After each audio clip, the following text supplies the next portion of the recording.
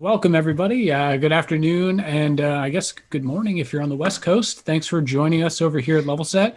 We have Adam Handfinger today from Document Crunch, who I'm going to let basically run the whole show. We're really, really excited to have him and all of our special guests here today to talk about, the current economy around construction, what we've seen this year, and really like what are some actionable steps we can take as we go into next year. What are our guests seeing? We have really diverse perspectives, and I'm really excited to hear them. So without further ado, Adam, take it away.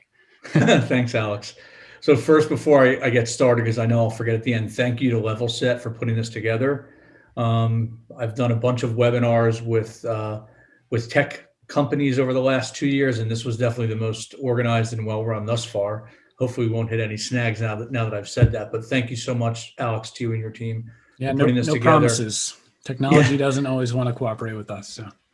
So the idea of this webinar is to get different perspectives on what's happening in the construction market, what are we expecting for 21 and 2022, and what are some of the red flags that, as contractors, suppliers, and subcontractors, you all can look out for to know whether if you're on a project where there might be a problem.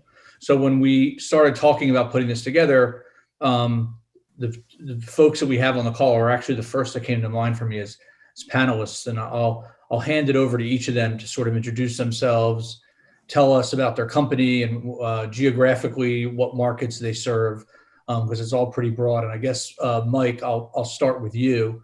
For the audience, this is benefit. Mike and I frequently speak together at least 2 or 3 times a year, so this is not new ground for us. I always say that he is to construction accounting what I am to construction law. So with that, Mike, why don't you let everyone know who you are and what your role is at Marcum and what Marcum is?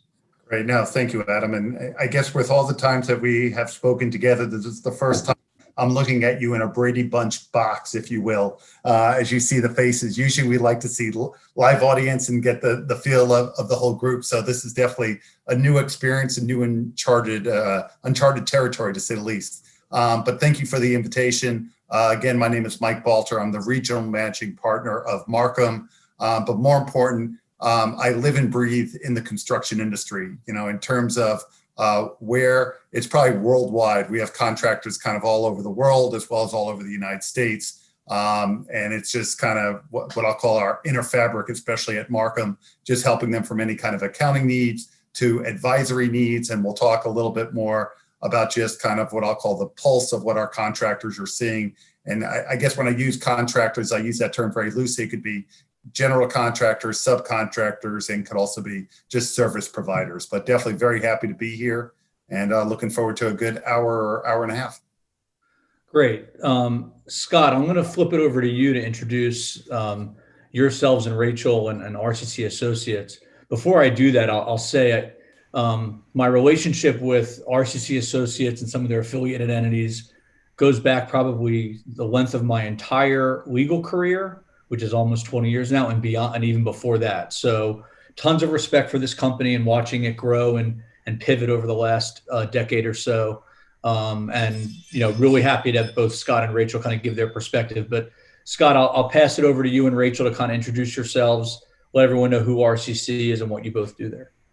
Okay, thank you, Adam. And likewise, like Adam said, we both Rachel and I personally and RCC professionally have enjoyed decades-long relationships with both Adam and Michael, and we're really thrilled to be able to be working with them. My name is Scott Sherry. This is Rachel Rosenzweig. Hello. I'm the CFO, and Rachel's the controller of RCC Associates. We're a general contractor that we primarily focus on retail, restaurant, and hospitality work. We're located in South Florida, in Deerfield Beach, Florida. Most of our work is in the South Florida region. However, we work throughout the country to service our clients in many different states. We're licensed in 31 different states. We have more of a focus in the southeast portion of the state, but we've worked in the last couple of years as far out as Hawaii and Seattle. So we really do have coverage all over the country. Scott, it's actually a little bit hard to hear you. I don't know if you could maybe move a little bit closer to. Yeah, we just got a comment from someone that was hard to hear. Before I introduce myself, I'm going to flip it over to Alex. A lot of people on the webinar registrant list are likely familiar with Levelset, but I happen to know that a good number aren't, since we all kind of promoted this. So it may make sense just to take a minute, Alex, if, what's Levelset, high level overview, and what's your role there? Oh, you're on mute, Alex. How about that? Thank you very much. Yeah. So at Levelset, we have our core mission and purpose is to empower contractors to get what they've earned. And that's all about, managing and working through the complexity of construction payment. So we help in, a handful of different ways. We have a software that helps you manage your lien rights and deadlines, pay applications, things like that.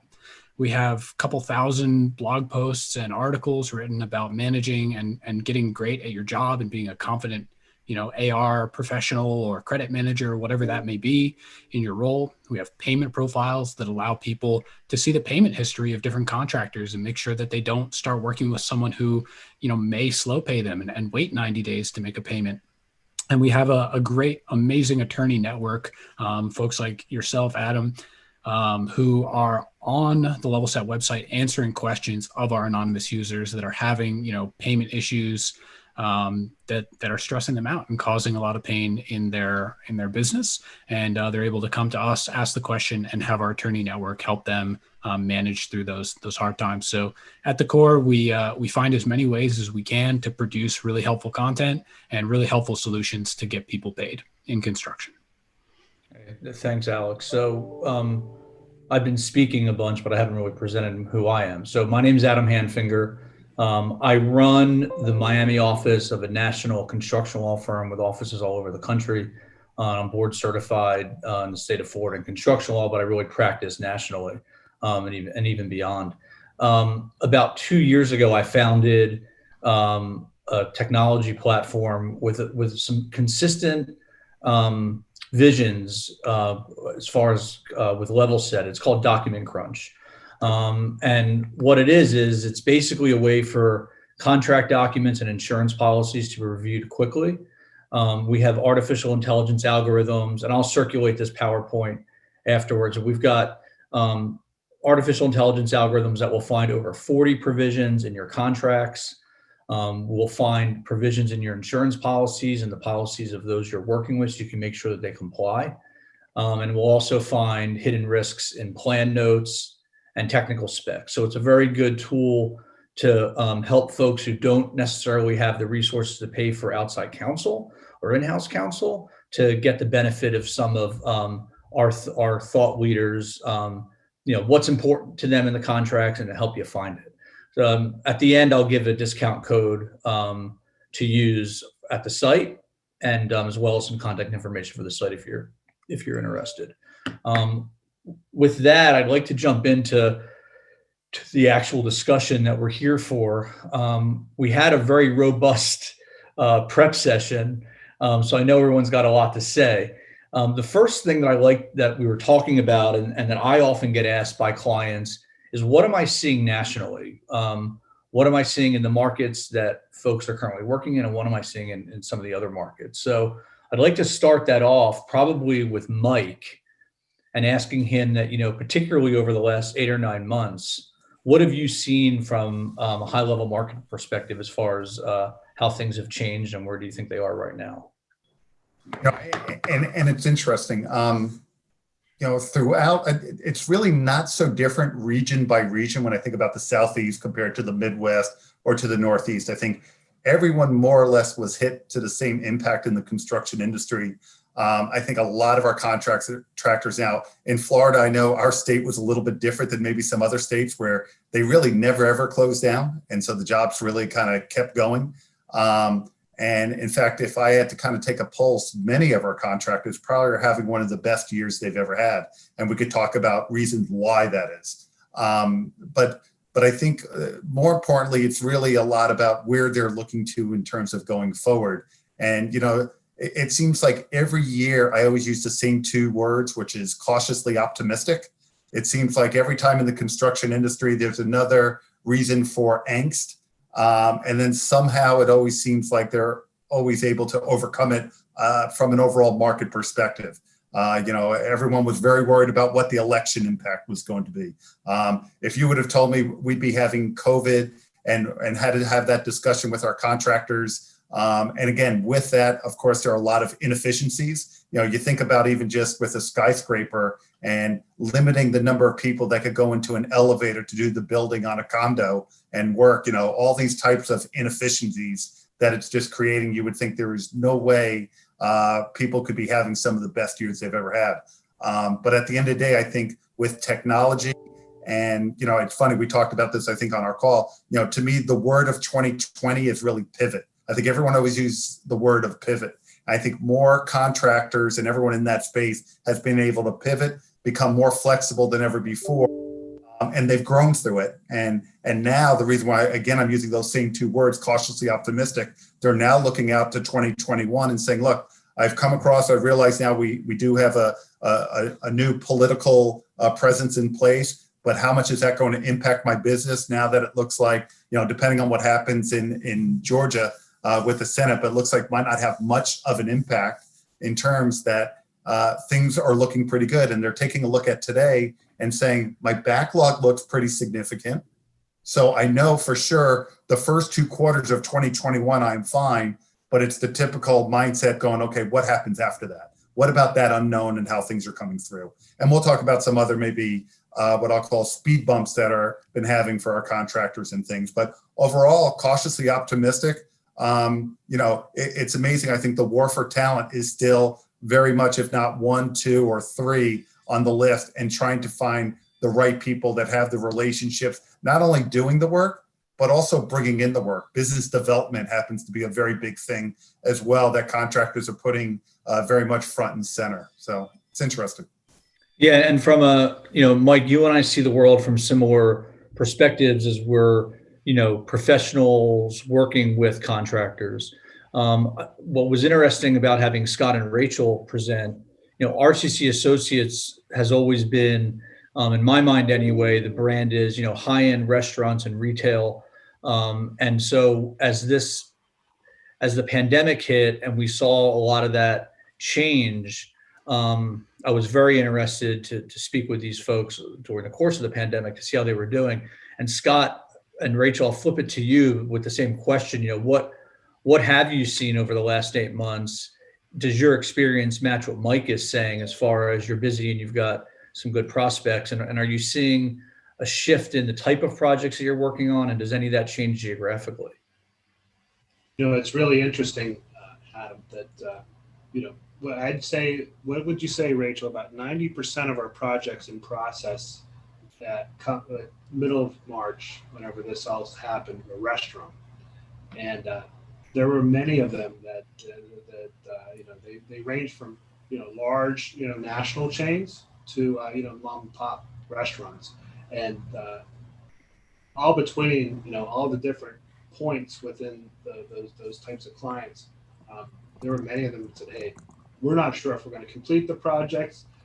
The awards that we have for additional restaurants, we're not sure if we're going to go forward with. And then, we also had the concerns about collections.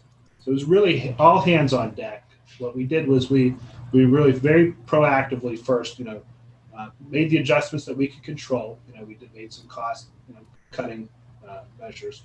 But what we did was we really communicated as a team. We got together, had strategies as a team. We had the right professionals advising us on how to move forward. But we were able to convince owners that, hey, now is a good time. Eventually the COVID will end. You can continue construction. Sometimes we made some concessions to keep construction going. But when this is all over, you'll have a restaurant.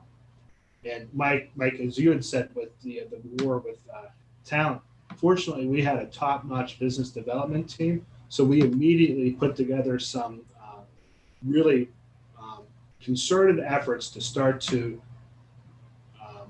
make natural extensions from what we already do, from just the restaurants and retail, where we got into more of hotel renovation type work. Again, a lot of this work is happening now while the hotels weren't, fully occupied because of COVID.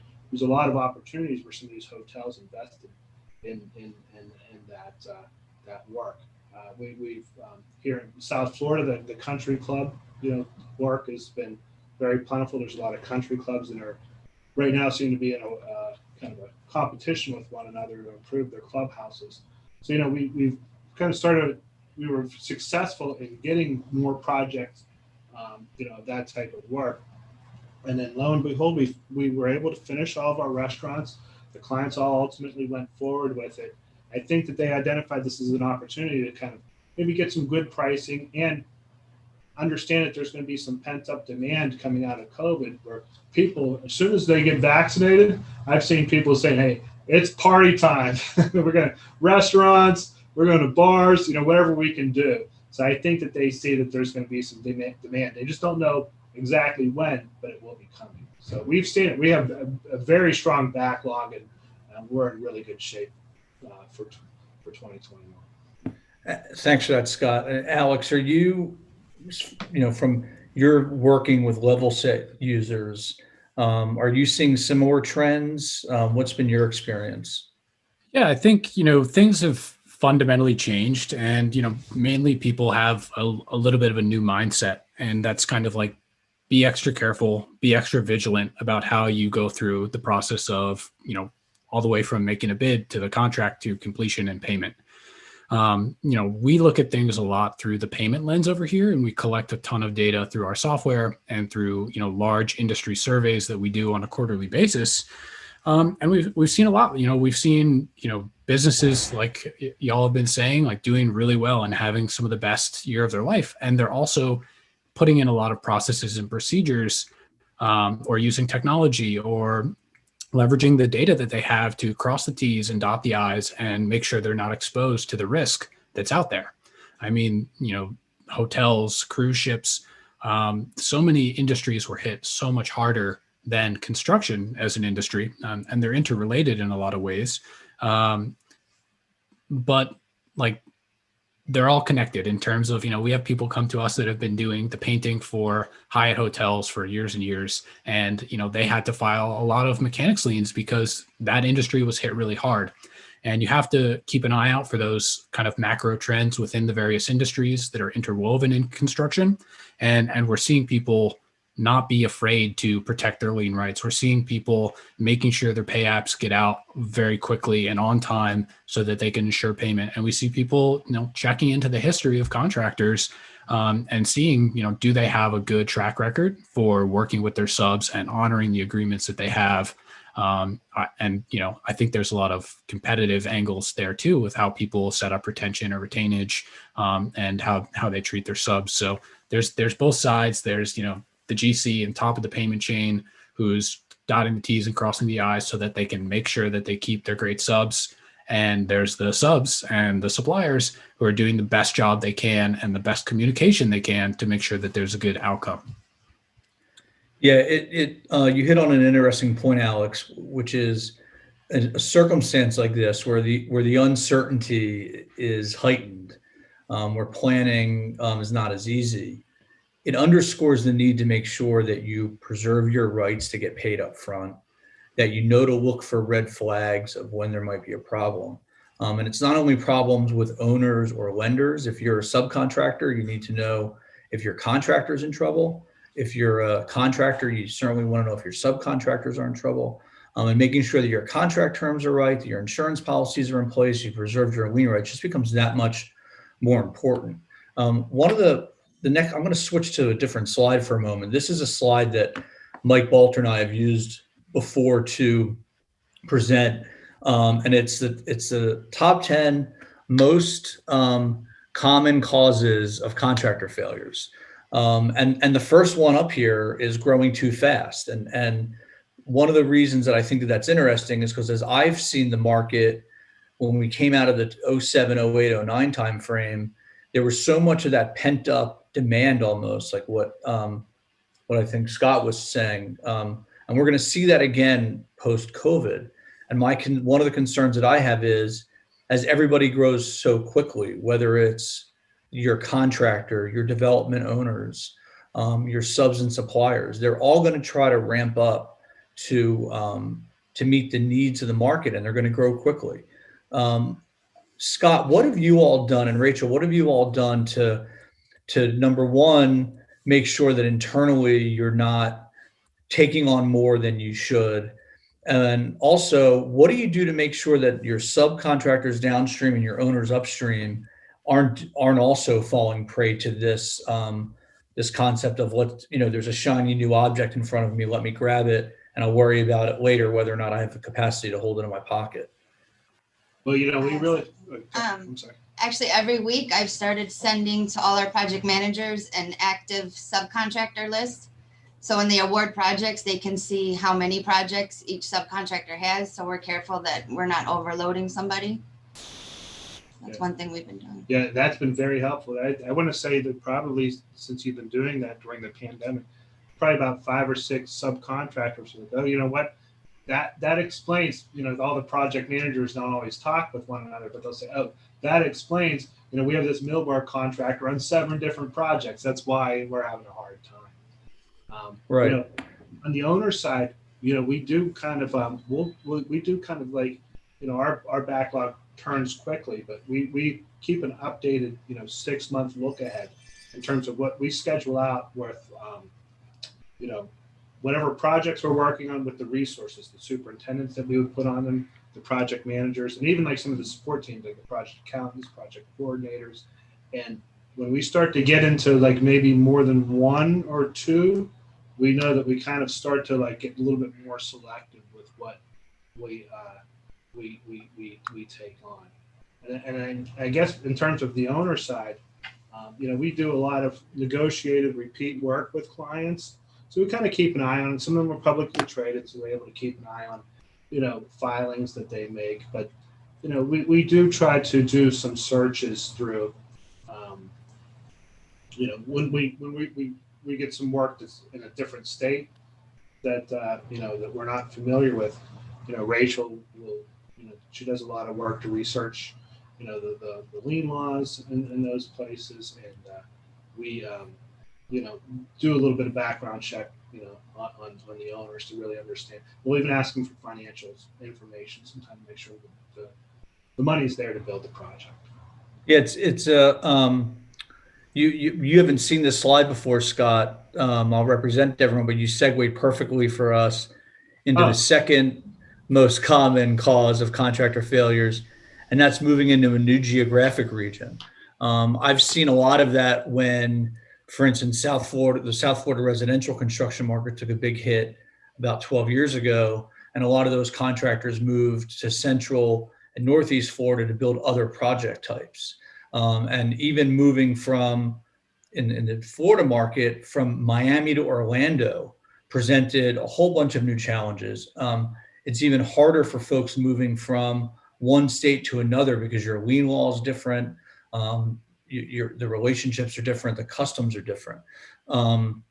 So Mike, what do you typically advise your contractor clients about different things that they should be very careful about when they're moving into a new geographic region? Because we all know that doing so is so risky. Yeah, it's almost like any venture. It's a matter of, okay, how well do you understand that new geographic region? And, at the end of the day, construction, it's kind of like accounting and law. I think construction, accounting, and law are very similar. It's a relationship business, right? At the very end of the day, it's, yes, we kind of have an idea of what we're going to do, but it's that relationship you have with the other side to make sure you're going to be building that special project. You're going to be doing that consulting work, or you're working on a litigation claim. So it's really a matter of, okay, you're going into this new region. What type of relationships do you have? And that could be upward and downward, right? It could be, what kind of relationships do you have with the subcontractors? At the same time, what kind of relationships do you have with the vendors? What type of relationship do you have just getting a pulse on the job market? As I talked about early on, the people side of the business has been such a tough thing. Yes, you might have the job in place. Yes, it might be in a great location, but if you can't find the people to really do the work, you're kind of stuck, as well as starting to have with delay claims. So it's really also related to new regions. And I'm sure, Adam, you have this at your firm. I do at Marcum. Every region has a different culture. So you want to make sure at least, is that culture, if you're going to be doing a job with a group of people, is it aligned with the same culture that your company has as well, to make sure everyone's on the same page in terms of either how aggressive are they with unapproved change orders or how unaggressive they are with that and things like that. So there is a lot of risk involved with that. 9 out of 10 times, a lot of times I always recommend, if you're going to start off that way, maybe do something like a joint venture to do the work with someone who's already there that has the relationships in place, so you get a better feel for the market, and then take the big chunk and go into a new geographic region, possibly all on your own.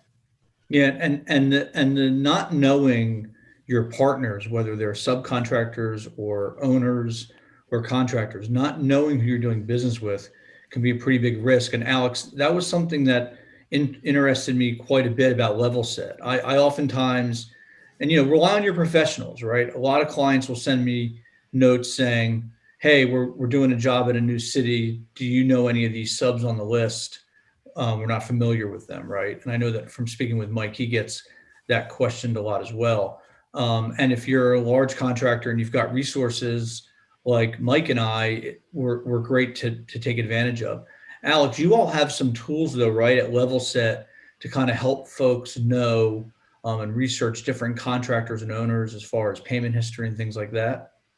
Yeah, it's one of our newer products. Actually, we launched at the very beginning of this year, and we continue to add, a couple 100,000 data points to it every single month to, keep it up, add a couple thousand new contractors to the database every single month or more.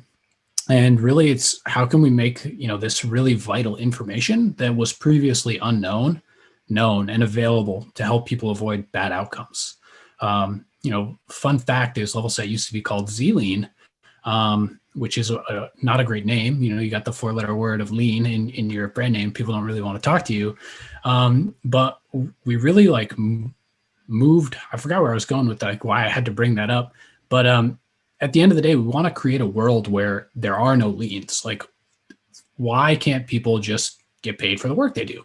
And kind of the core message that, guides us as we do that is how can we get people to communicate and collaborate on jobs like they do in the field? How do we get them to do that on payment so they don't find themselves leveraging, hey, these change orders weren't approved, I'm not going to pay you for them. How do you collaborate on that stuff like you do? No one comes and paints the wall before the drywall guy gets there. They're working together to make sure that this thing gets done right. And that doesn't always happen with payment. And really all the data that we surface and all the products that we're putting out there are to kind of get to that reality where no liens have to be filed and people are communicating and collaborating. Yeah, and it sounds like quite a utopia, but it's a good goal, and I think that those tools that are available, both through platforms like Levelset, but even just Google searches and I know Rachel does a lot of litigation searches on subcontractors that are new, right, Rachel? That's something that you guys have part of your due diligence. Yes, we do them for both subcontractors and we've done them for owners. Yeah, I'm sure on this list somewhere is reference to litigation. Obviously, a lot of litigation can be a red flag. One of the things that I've seen problematic from a subcontractor performance perspective and from a contractor's performance perspective is a huge increase in the size of a particular project. Oftentimes, and especially as we sort of talk about pivoting, you may be starting a project that was designed for one thing and it may shift to something else. That may end up increasing your cost quite significantly. One example I have is I had a multifamily apartment building pivot into an assisted living facility, and the MEP and some of the other issues there created a pretty significant increase in the size of the project, and some of it with inordinate application to particular trades. So some trades saw their contract values almost double based upon that shift. And there were a lot of failures on that project. Mike, do you want to speak to some of the reasons why you've got increases in a single job size as number 3 on your list, and what the attendees can look out for there? Absolutely. And for me, this hit close to home because at the time, I know the Florida Marlins are not a very good baseball team, but they do have a beautiful stadium. but it's amazing how the time that took to build that stadium and all the hoopla and how these large jobs for all of these subs, as well as even the GC to a degree, because it was a joint venture, how much work was going into it, and how none of those subs really had that much experience with big arenas like that. And so sure enough, what ends up happening is it's much easier when you're seeing big numbers and you have to reduce a number by, let's call 5%. Well, it sounds not like a lot of money, but 5% is a lot more money than what you're used to when you're dealing with an extra 0 or 2 on that side.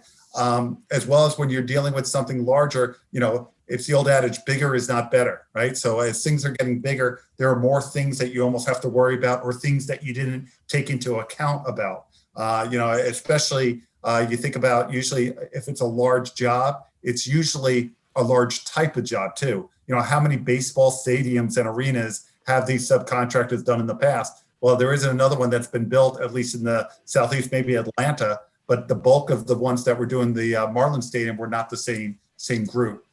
So again, it's really just a matter of expertise. It's just like, it's funny. I'm always going to make an analogy to even going outside of construction. We always tell people, right?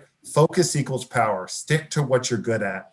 And, if you're used to doing a lot of large jobs, well, then that's great. But if you're not used to, again, I always go the joint venture route. So then team up with someone that's used to doing these larger jobs and get comfortable with it. That's the part that came through. And the part that's really interesting, if I looked at most of our contractors that have done a very large job, well, during the first 30%, they're high-fiving in the pre-bid meetings. Everything is going great. But that last 70% of that job is usually a lot of heartache, especially what I'll call the 101%, as they're talking about, are they going to get paid, and just debating a lot on change orders. Yeah, and we actually are getting some questions in the chat, so I'll let everyone know if you have questions for us, put them in the chat. We'll get to as many of them as we can. But there's been a couple that have been asked that I think are relevant to the part of the discussion that we're on right now. And as we talk about, work in new geographic regions and the importance of relationships, and particularly, Scott, this might be a good question for you and Rachel to address, because you all are operating in different geographic regions. What are you doing to address diversity and inclusion and local hiring in your subcontractor mix? Most of your projects, as I know them to be anyway, are private, so you don't have the public requirements. But do you find that that's helpful as you're in new geographic regions to make sure that you're getting local companies and including them in the process? Absolutely. And what we've done is, since we've been in business for since 1971. We're having our 50th anniversary coming up. So we've done so much work in different parts of the country that, we have, just say Oklahoma City, we have a subcontractor base that they're located in Oklahoma City, and they do work in Oklahoma City. And we really try to do that. There are parts of the country, I know that we passed up an opportunity to bid on a job in Kansas City, because the client had one in Kansas City and one in Houston. Houston, we do a bunch of work in. So we have a group of subcontractors in Houston that we work with. But we said, we really don't know the Kansas City market as much. So we really try to get local contractors and not really take subcontractors and have them travel around the country. And that goes to Adam, I believe you said it earlier too. For us, whenever we really do rely on, I think I mentioned it and you talked about how important it is talking to your professionals, talking to people like you and Alex and the lien laws and understanding that. And even things, we didn't touch on it too, but it's really important, talking to your CPAs on things like state and local taxes. And there's different requirements, not just in every state, but some of these jurisdictions that you can get stuck with, some tax bills if you don't plan for it and include it in your bid properly. And Adam, go ahead, Mike. I'm sorry. I was just going to let you know, in terms of some of the contractors that I see on diversity and inclusion, they've really been very proactive with it and have set up separate committees that have then just kind of talked about the issues a little bit more, and then talked about with their subs and kind of making it one big issue that they're trying just to talk about things a little bit more openly.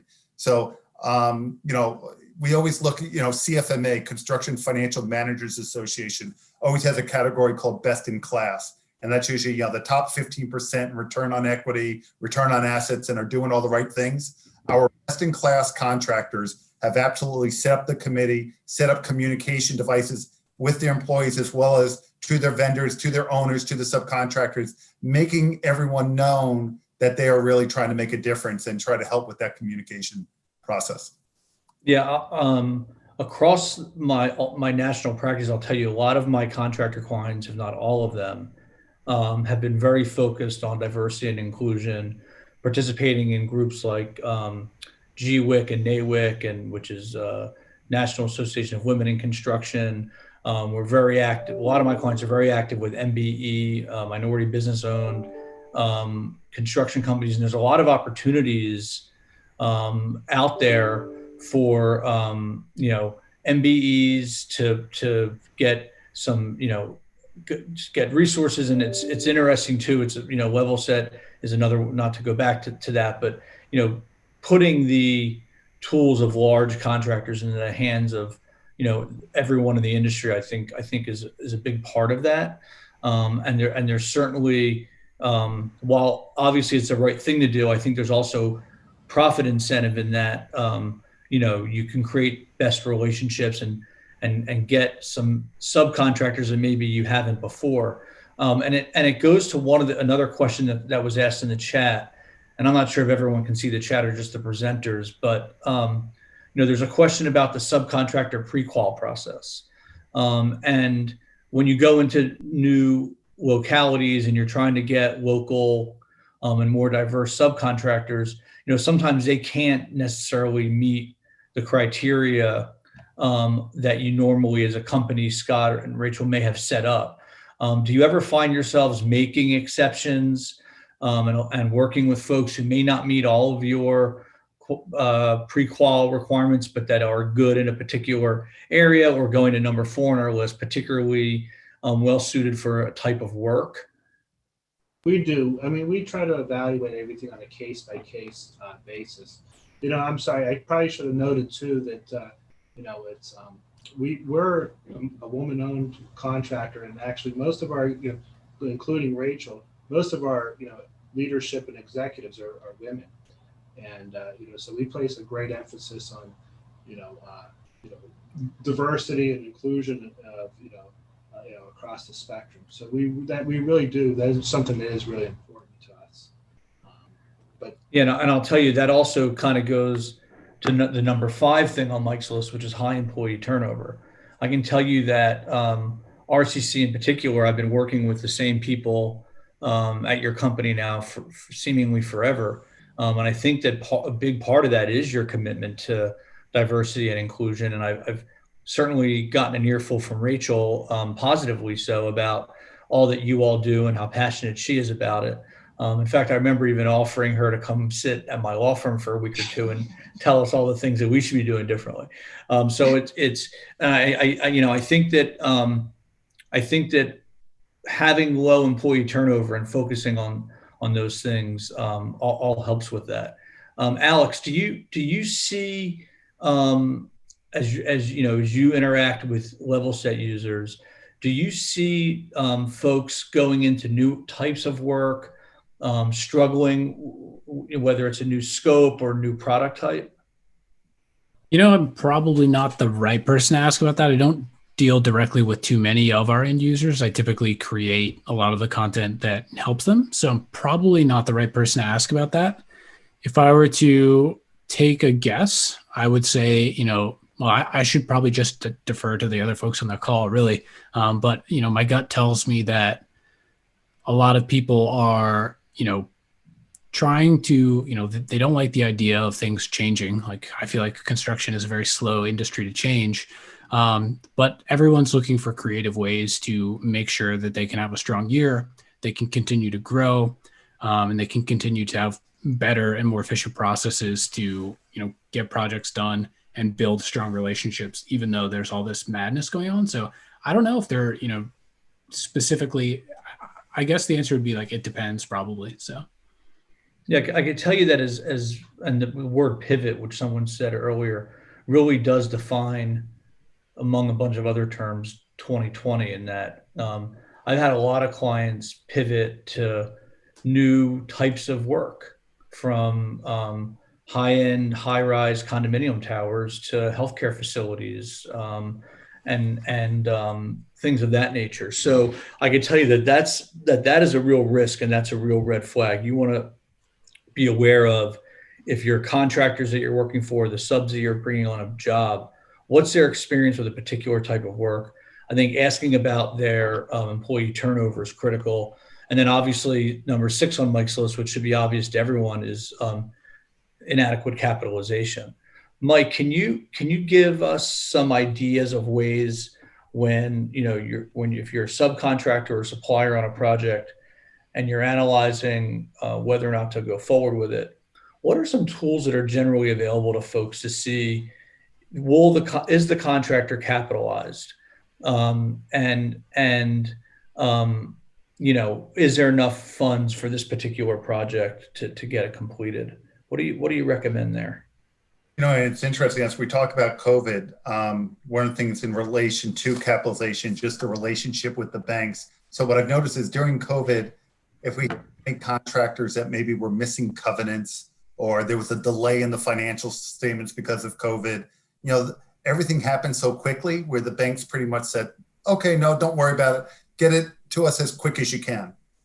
Well, now they've had the time to regroup. The underwriting committee has come in and they're getting all these memos about, things might get a lot tougher before they start get a lot better. And so now they're asking for financial information much quicker than before. And now saying, listen, you cannot be late going forward on your financial statements because now you've had COVID, you understand you should be working from home, you should have the technology in place, you need to really have things kind of up in order, and they're going to be holding them accountable much more. So it's been very interesting how the change has happened. I would say almost in this last 45 days, as we're getting closer to the year end, December 31st, when they're asking for those financial statements, where they really want to get a feel within 30 days of how they're doing. So with that, you asked a question on inadequate capitalization. You heard me reference CFMA, Construction Financial Managers Association. Actually, myself and Scott Sherry are both past presidents of the organization. It's great. It gets CFOs and controllers together. But with that, it has that survey that I discussed that has best in class.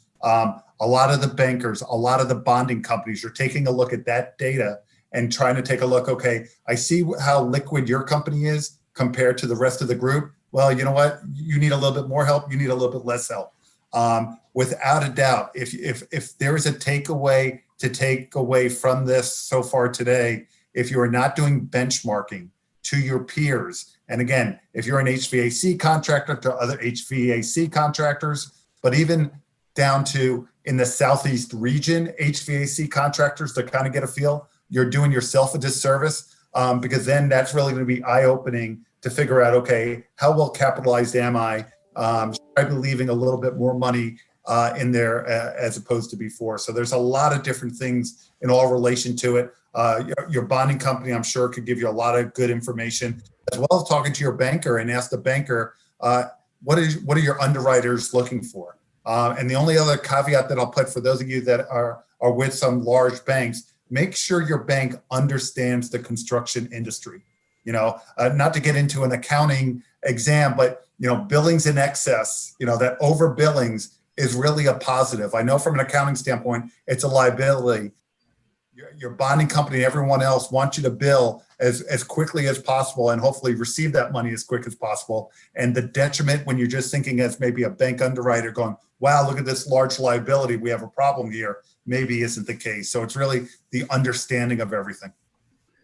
Rachel, talking about inadequate capitalization, is one of your roles when you're pre-qualifying subcontractors to look at their financials, and what particularly do you and Scott look for as indicators when you're looking at a subs or suppliers qualifications to work on one of your projects? I think it's kind of like you said, a case by case basis. I know recently we had a new subcontractor and it was a really large contract. So I know Scott did some background and we ended up not awarding them, but on a lot of our subs we use all the time. So it kind of depends on the size of the contract and if it's a new region or.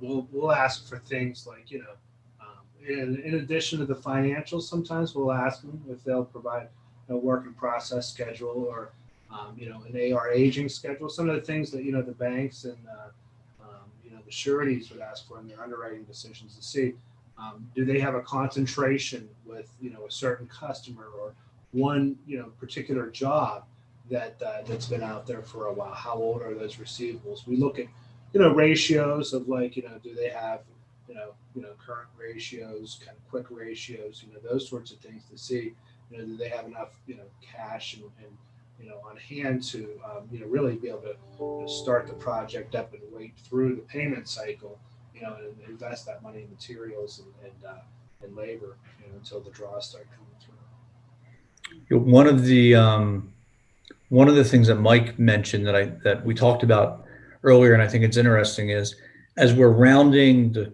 corner on the end of 2020, are you doing, and I guess Scott, I'll leave this, I'll ask you first since you've got the hot mic. Are you doing anything differently with respect to your owner clients to make sure that you get paid before the end of the year than you've done in years past? And do you see that your subcontractors are doing anything differently to make sure that they get paid from you all? The answer is yes to both. I've noticed that I'm getting a lot more calls from subcontractors directly, and of course, I take the calls and I listen to what they have to say. I had a plumber today and a millwork contractor, and then I'm non-committal. I just take in the information. Then I talk to the project team to see if there's anything that we can do to help them out. And again, it's a case by case basis. Sometimes we have the typical pay when paid with paid provisions. Sometimes we work things out, especially if we know it's a key trade. But the worst thing that we really want to see happen is, a subcontractor not be successful on a project that we have. So, there's various things sometimes that we do to help them out if we know that they're struggling. If they need some help paying for materials directly, we step in and try to do that to help, struggling people get through. On the owner side, again, Rachel's a fantastic resource for us where, she, publishes, cash and receivable reports daily. And we all kind of circle back around on Monday morning, and follow up on receivables that we should have received that week. And if not, the other thing I think that we're doing a little bit more this year is really trying to make sure that the clients are completely satisfied and they have no reason not to pay. So I spend a lot of time, and Rachel does as well too, with our project team, if there are issues with payment, really understand what they are. I talk to the clients a lot. It's a lot of what my time is spent on, making sure that they're satisfied. There's not anything that, whether it's paperwork wise or something in the field that needs to be addressed that hasn't been addressed. And we're sitting here looking at it, a receivable that's past due, just aging without really understanding.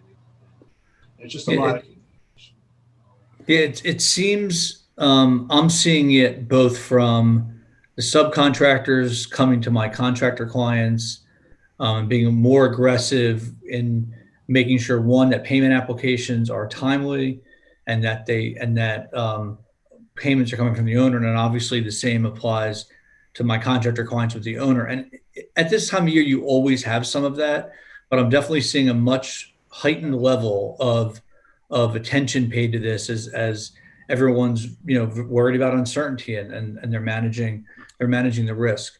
Another thing that you said, Scott, that I think is interesting, you talked about relationships and a lot of what you just described kind of goes back to, okay, well, we're speaking with our folks, we're making sure they're doing okay, we're connecting with people.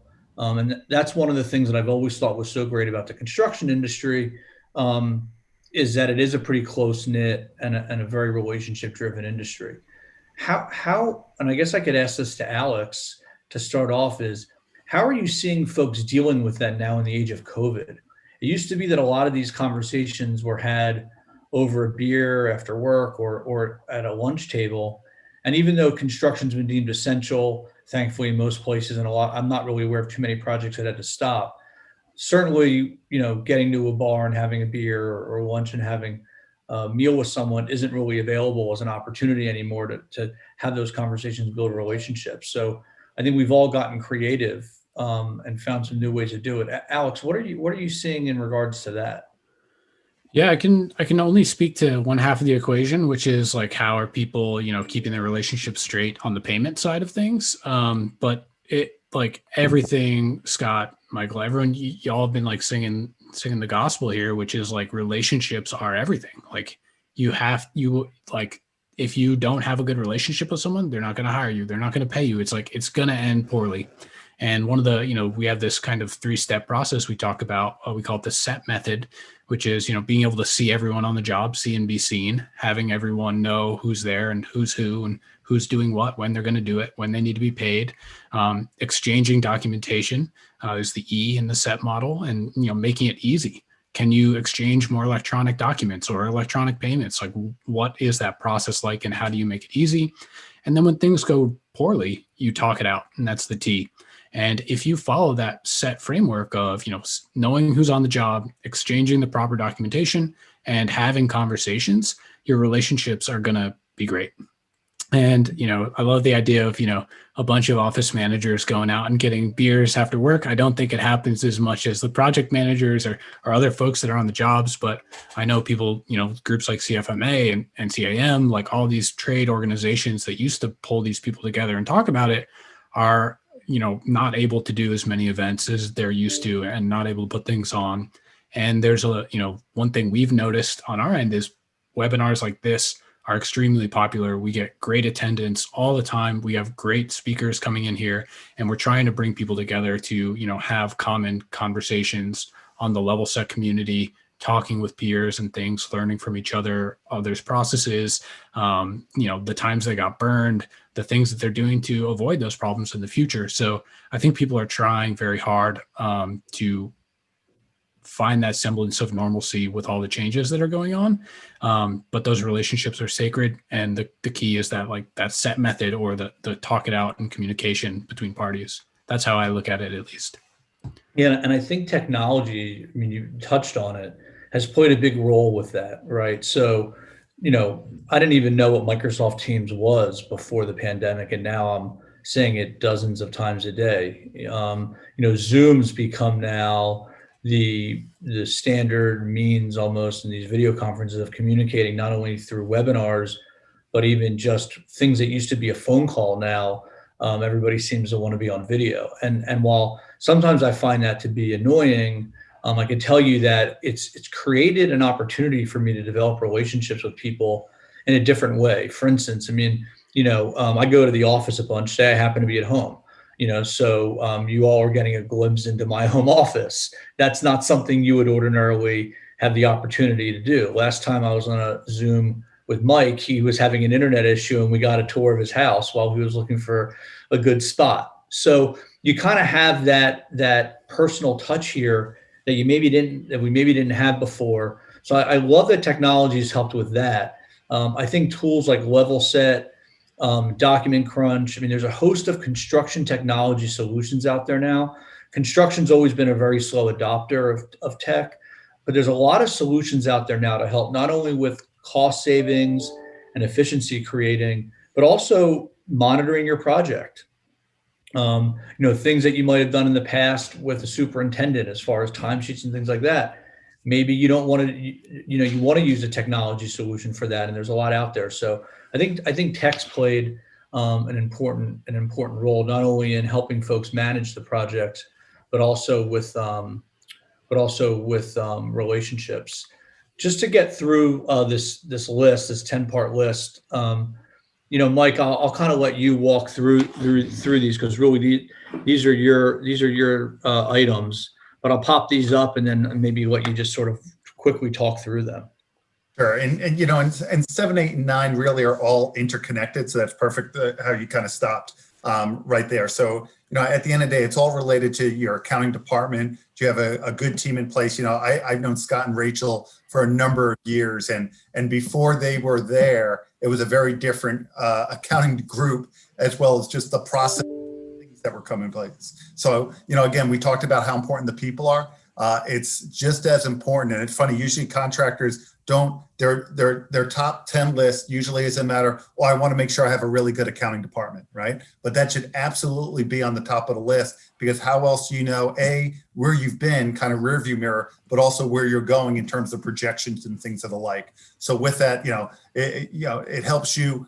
The good accounting department is going to speak with your project managers. So this way they actually are talking the same language. So this way those poor estimates are not happening. Your work in process schedules are being delivered timely. And, I have actually 3 contractors that have a sign. One has a big, large one. The other have like the small ones that say no surprises with a big exclamation point.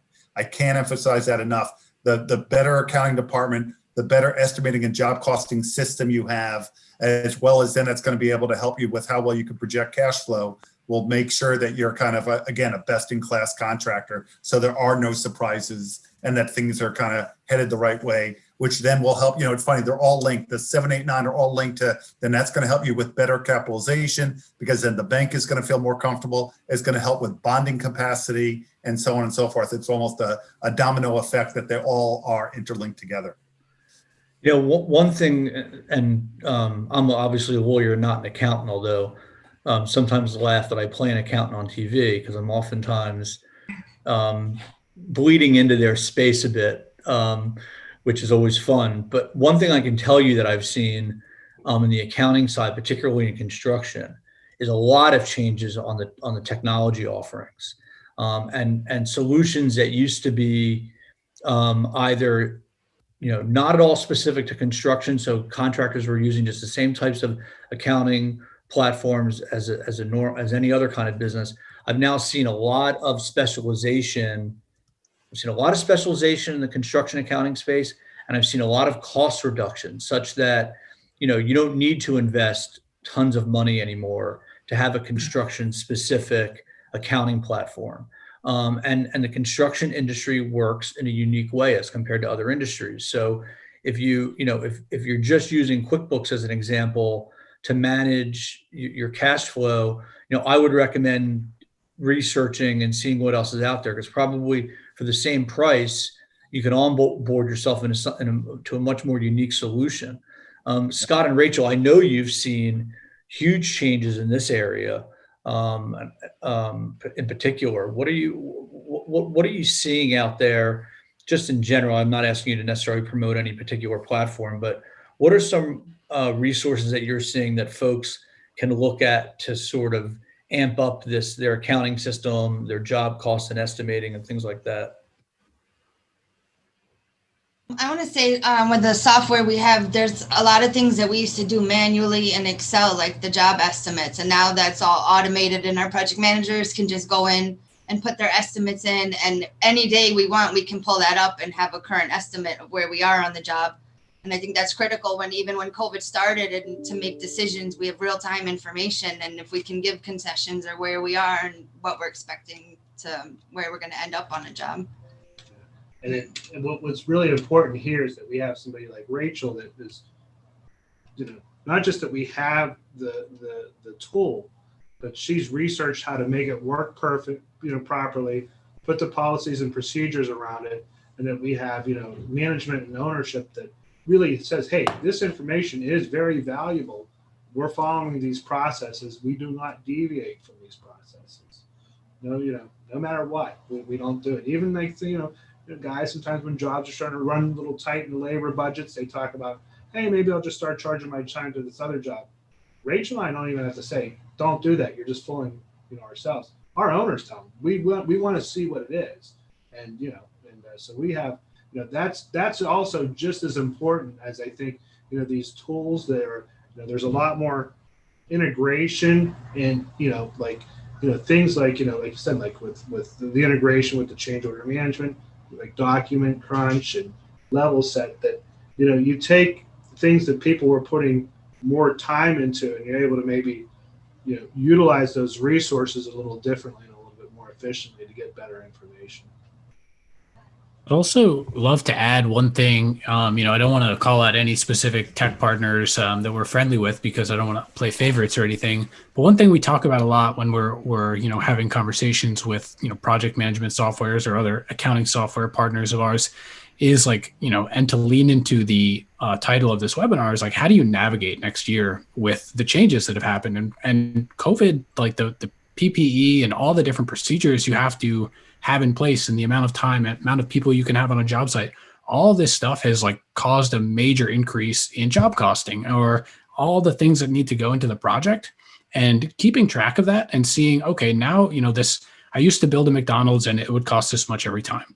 There are new costs on that right now along every step of the building process, and looking at that historical data, whether you're using software or whether you're doing it on a old-fashioned paper and pencil and just saying this costs this much more, this costs this much more, looking at that and making sure you're factoring it in as you go into next year. How have your costs increased on a project that you're used to? And how can you make sure that you set yourself up for success is a super important thing that we've been hitting on a lot this year. So I'll end on that. But also, I know we're coming to the end of time here. And I want to say, if we don't get to your questions on this call, you can always go to levelset.com/payment help. You can ask a question either anonymously or non-anonymously, and we'll have Scott and Michael and Adam and everybody who's on this call be able to answer those questions on the website as well in writing afterwards. So I just wanted to let you know that's an option to be respectful of everyone's time here. Yeah, and I'm just real quick, and then I'll kind of take you all to the conclusion here. I think one of the things that Mike always tells me is a sure sign of either an owner that's going to have a problem or a sub is when they buy dumb stuff. I put dumb in quotes because some of the things that I'm going to show you on his list, I'm not necessarily saying that I think they're dumb. But Mike has told me that he thinks they're dumb. So this is Mike's list. This is Mike's list of things you shouldn't do. So now I can tell my accountant joke of, accountants are no fun. But here's what Mike says to be on the lookout for: fast cars, restaurants, ranches, and then unmentionables. That is the Mike Balter list of things that are dumb. But in all candor, I will tell you, I've helped clients avoid a lot of very sticky situations because I was aware that a subcontractor now owns a plane, or an owner now owns, is now investing in the restaurant business all of a sudden when they were, an industrial property developer before. And knowing that and knowing that those things are going on can be a really valuable red flag to watch out for. So that's the Mike Balter list of dumb things. One of the questions that was asked that I do within the couple of minutes that remain here want to bring up is it was asked, what do we think the impact of the pandemic is going to be on construction insurance, and what are we currently seeing? And I can answer that by telling you I'm seeing premiums go way up. I'm seeing exceptions now to insurance policies excluding pandemics, because if there was a gray area before about whether an insurance policy was going to cover a pandemic, certainly nobody wants a gray area now. And in some ways, I'm seeing that that the insurance market is becoming so expensive that certain projects I'm concerned that certain projects either won't be able to get insurance, or the price will push the project out of balance. So with the time that's left, Scott, can you kind of speak to whether you've seen some similar absolutely changes? We've seen certain insurances in the last couple of years. Auto's been going through the roof. Lately, the umbrella insurance has gotten to be really expensive because there are more and more claims that are piercing that first layer of general liability. The other thing too is, like you said, it's really important for not only to really understand your policies and what's included and what's not, but also your subcontractors. If you're, say, for instance, if you're doing, Adam, you mentioned it, some of the things that a lot of these policies have residential exclusions on it, which, kind of not just knock out single family homes, but condos. And then if you have people we've had other subcontractors that have like roofing exclusions, and so it's really important, I think, to to have the people to make sure that you're getting the endorsements, and to see what you're really getting and what's really insured, not just on this certificate of insurance. Yeah, and great sort of segue, Scott, to something I definitely wanted to bring up when I saw this question, and that is the certificates of insurance that you folks are getting, either from your owners who may be bringing some of the insurance to the project, or from your subs that are working for you. Those don't bind coverage, meaning they typically don't require the insurance. They're not evidence of the insurance. It's only illustrative. You really need to get the policy. You want to see the schedule of endorsements, and you want the endorsements. And I started preaching this about 12 years ago when I would make claims on projects based on certificates of insurance, and I was finding out that they were about 50% accurate. Half of that 50% of inaccuracy was probably fraud on behalf of the brokers and the subs bringing the insurance, and the other 50% were just honest mistakes. But either way, it doesn't help you when you're making a claim. So as I tell my clients, make sure that you get the entire policy and review it, a lot of them look at me and say, yeah, that's really great advice, but how do we do that? And so one of the solutions I showed you, not for this to be an advertisement for Document Crunch, but one of the solutions that Document Crunch offers is to review insurance policies and take you to those critical things like a residential exclusion or a scope of work limitation that may be in the policy. So kind of creates that tool, Scott, to help you find some of those things in the actual policy. I do know that the presentation is going to be made available online. I think, Alex, starting tomorrow. You're on mute. Yeah, it's usually about 24 hours. We'll have it up sometime tomorrow afternoon, and it'll be emailed out to everybody who. Okay, great. And then I'll also make sure that you have the PowerPoint presentation that can be circulated. To conclude, here's my contact information. Feel free to, if you've got any questions for anyone on the panel, or for me, to send me an email, and I'll try to connect you with the right people. We did create, as I said at the beginning, a discount code for Levelset users at Document Crunch. It's Levelset 15. It'll go live about 5 minutes after this program, and it's good for 10 days to get 15% off a Document Crunch. So feel free to check it out and upload some contracts and insurance policies and see how it works. And with that, I want to conclude. I want to thank again everyone on the panel. Alex, everyone at Levelset, and on your team, it was a great job. We got through it with very limited, if any, technical issues. So that was good. And thank you all so much.